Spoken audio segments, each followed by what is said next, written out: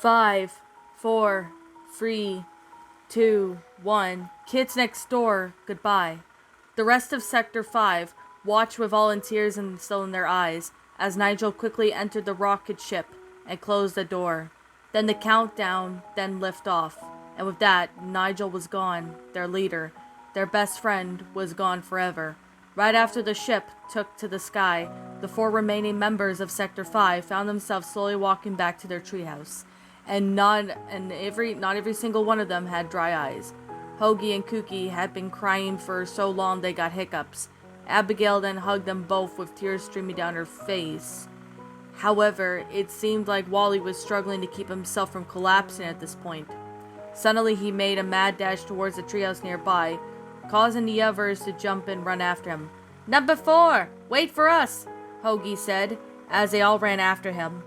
But Wally had already went inside, and by the time they had gotten to their treehouse, as soon as Wally made it to his room, he got into a fetal position against the boxing ring of the center, making sure that he was alone. He finally let go of his deeply suppressed emotions. However, his friends nearby soon heard him sobbing quickly and rushed in the direction of the pitiful sound. "Wally!" Number 3 sadly frowned as she went to comfort him. Wally instantly turned around, trying to wipe his tears away. "I'm not crying," Wally choked out, still sniffling and wiping his eyes.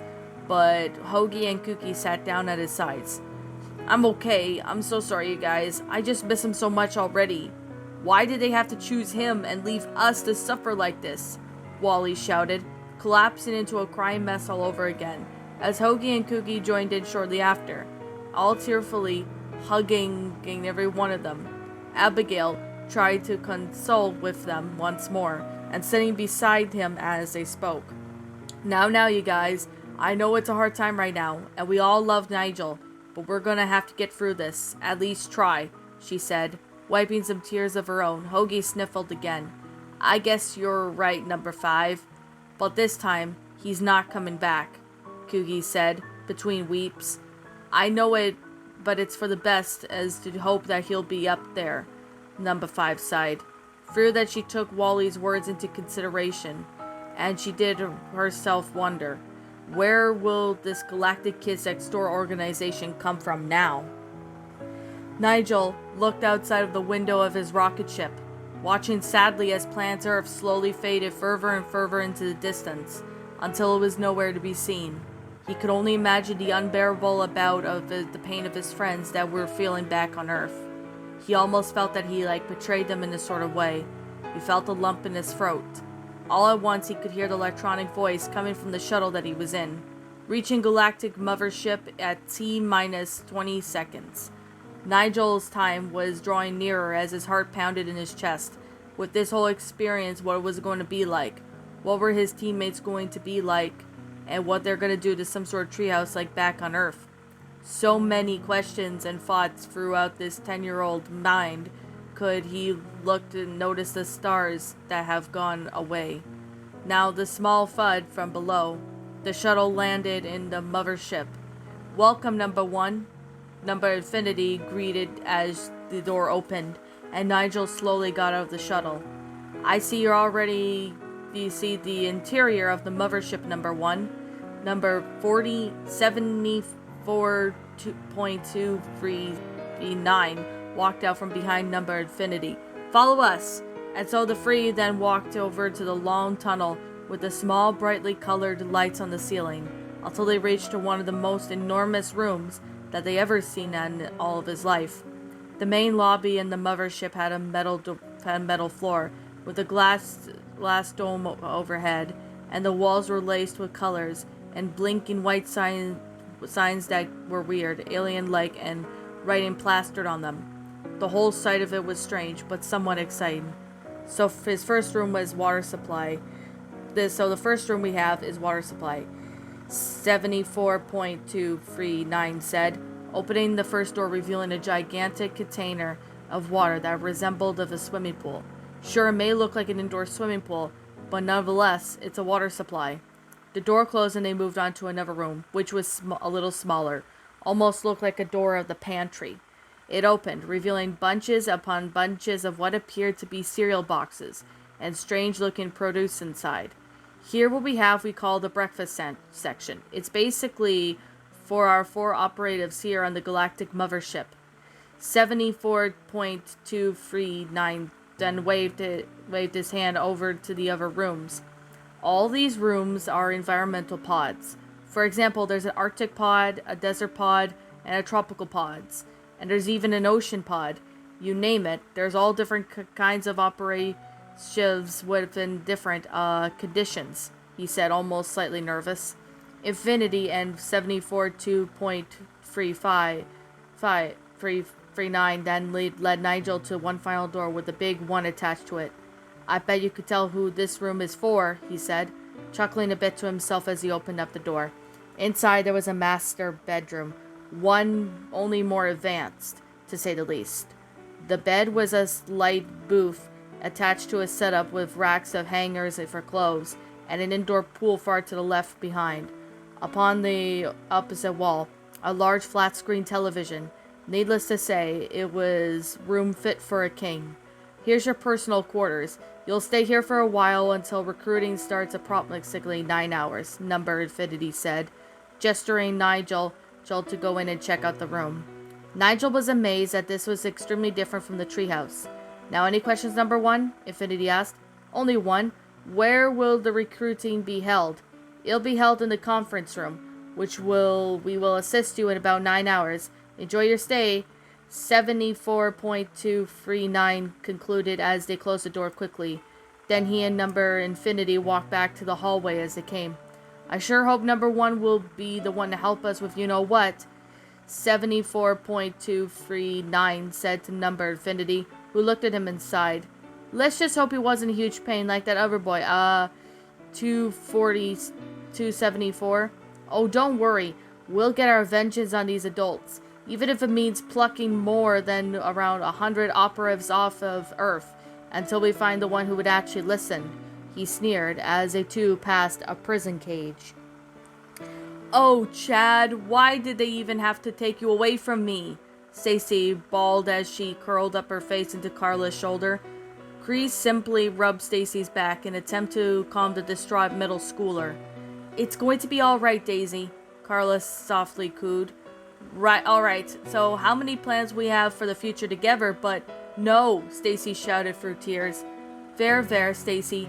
Maybe he's having more fun wherever he wants. Who knows, Cree said, trying to reassure her friend. But I love him so much. Now I'll never see him again. Speaking of never seeing those folks again, I done heard that the Nigel Uno fella was also taken away, Carla stuttered upon hearing the news. Stacy quickly wiped her tears, and Cree's eyes widened a little. You mean Number 1, those kids next dorks? Cree said as she and Nigel also looked at each other. Then they burst out laughing in a rather sinister way. Sounds like a plus to us, Stacy said, immediately cheered up. Cree giggled. Definitely. Without that bratty leader, we could all easily get to Sector V under our boots. Stacy and Cree then high-fived. Well, yeah, but that isn't the point I am trying to make. Whatevs, victory is ours this time, Cree said, walking out of the door, then the other who had followed her. The chatter was then penned down by Lime Ricky's soda bar, as all the kids heard about Nigel's absence that night. Some were worried and some were wishing him luck, and while the other in one of the booths, none other than Rachel Mackenzie and Fanny Fulbright were drinking their minds away. Rachel, however, was absolutely motionless. Oh, Fanny, what's a girl to do? She wept noisily. Nigel's gone. The only true love that I never had gone. I tells you, gone! I didn't even get to tell him goodbye. She then took another tearful swig from another soda bottle. What would we do with some of this boy anyway? Franny muttered in her Irish accent, who was also quite drunk on soft drinks. Well, one less lad here, she then chuckling. Rachel then cleared her throat, then gave her teammate a glare. You better watch it, 86, or these will be one of the less operative in the kids next door, Rachel irritated and mumbled. I'm so sorry to hear that, Free 62, Franny then nervously said, with Rachel who simply just rolled her eyes. Sector 5 was sitting in the table, glancing at Rachel and Franny. Wally looked at his eyes while the other three give a look of pity. Poor number 362. She's really taking it hard, Abigail frowned. I'm pretty sure we all have at this point since he took off, Hoagie said, taking a swig of his mug of root beer. Then he looked at Wally, who was also drowning in his sorrows in root beer. Nigel, it's so lonely without you. We miss you a lot. Please come back home, please. He broke down into tears once again. This time in turn caused Kooky to go over him and give him a hug. I'm going to make him buy one of the restrooms for the moment. We'll be right back, she said, helping him out of the room. The things were good with Hoagie and Abigail for themselves for a few minutes, until they caught a glimpse of the group of kids looking at them in a strange way. Then they looked back at another. I wonder when those two will be back, Abigail muttered. Then a train of thought was shortly interrupted by a boy's voice. Pardon, my lady? My lady? Hoagie and Abigail spun around to see a group of kids, who appeared to be smirking. One of them stepped up to Abigail and asked, Is this dude giving you problems? No, what are you talking about? Abigail asked, confused. Well, can you explain to me why you're with Mr. Lard here? The boy snidely questioned. Immediately upset Abigail. Say what? She exclaimed. You just seem to be too cool hanging out with some immature planet that is not a boy within your size, the boy continued, only for Abigail to backhand him across the face. Oh, I know you're not the trash-talking him, fool, and if you don't cut it out, number 5 will give you a planet-sized butt-whooping, she said, and the boy gulped and backed away quickly. Yeah, you better back off, Abigail huffed before continuing and turning back to Hoagie, who was at the verge of tears. She quickly hugged him and began leading him out of the place. Come on, number 2. We gotta not give those fools the pleasure of seeing our tears. She then turned her head towards the restrooms and called the other two. Kooky, Wally, we're leaving. Kooky and Wally then came out, and they were sitting and followed behind. One more operative gone from the face of the earth. A grim-faced Maurice Payton quietly walked across the high school gymnasium over to a set of bleachers. Time to set a plan to get my 2 coordinates back. Maurice then went back behind the bleachers, pressed 2 fingers on 2 holes in the wall and whispered, Teens next door rule. Then a small crawl-space-sized door opened up as Maurice crawled quickly through, sliding down through a wide chute in the process, until he entered what seemed to be a teens next door or hangout base. Sitting at the table were other teenagers, Annie Frankie, Takeo, Maurice Sunside, and they all looked at Maurice with smirks.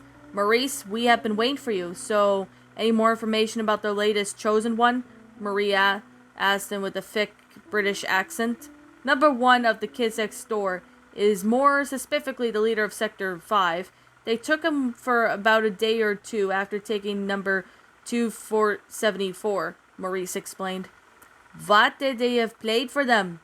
And he asked in a German accent. They want him to get rid of all the Earth of adults, but I have my suspicions on that. What suspicions? Takeo asked in a Japanese accent, question of a hint of worry. Maurice then paused for a couple of moments. I'm afraid they might want to use him to annihilate more than just one adult population. Hearing this, all the others' eyes widened as they looked at another. Number 274 is currently being held at a captivity somewhere in the mothership. I assumed he disobeyed the others or something, Maurice continued, looking at some sort of tracking device in his hands. Either way, we must find some way to retrieve those 2 and bring them back to our planet, or possible doom awaits for us in the future. But it won't be easy. No kidding, they probably have technology massively advanced and compared to what we have, Marie added in the conversation, so they must have some good bloody security systems. Exactly, Maurice thought. 2 times 4 and 8 times 8 technology is immediately contrast intelligence-wise especially. Speaking of technology, perhaps we could make something that could possibly help destroy or jeopardize their security levels or cut off Z power, Annie brightly suggested. Then we could use a tracking device to help find their prisoners. That way it'll be easier to find and free each and Chad, Takeo asked. You guys might be getting somewhere with these ideas.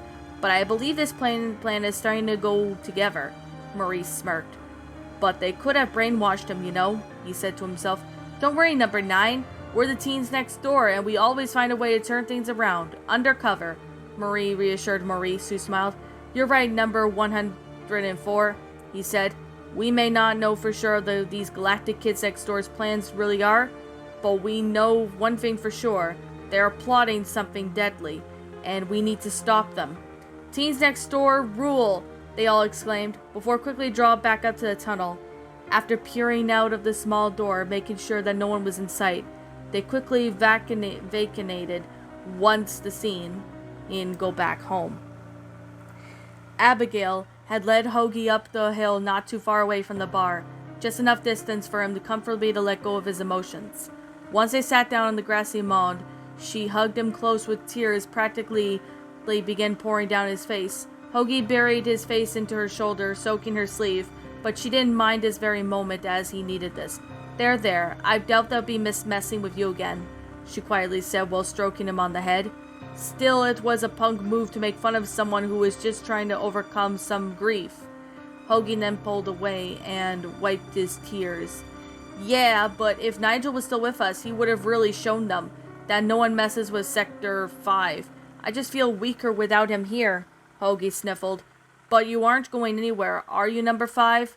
In turn, Abigail then proceeded to give him the biggest snuggle that she could muster. I will never leave your side. Well, we may not know how long, but I am always here, you know that. Hoagie's face was then blushing up bright red as he hugged her back. Smiling, within a few moments, Kooky and Wally showed up. There you two are. It took us a while to find you two, especially since Wally was still trying to compose himself, Kooky said with her arm around Wally's shoulders. Come sit with us. It looks like the stars are here to gaze at us at this area. Abigail gestured over to the two spots as Kooky and Wally sat beside Abby and Hoagie, who placed their arm around their best friend's shoulder, patting them gently in means of consolation.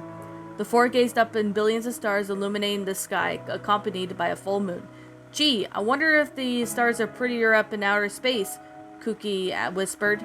If they are, then number 1 must be having the time of his life with his new teammates, Hoagie said, lowering his head a little. I'm sure they're treating him well up there, Kooky whimpered. I just wonder if Nigel misses us still very much as everyone here misses him, Wally weakly sniffled. If only I had one final moment with him now, I would tell him that. I bet he remembers our love for them, Abigail thought out loud. And all those times we spent with him, he's probably looking out from his window right now, thinking about us.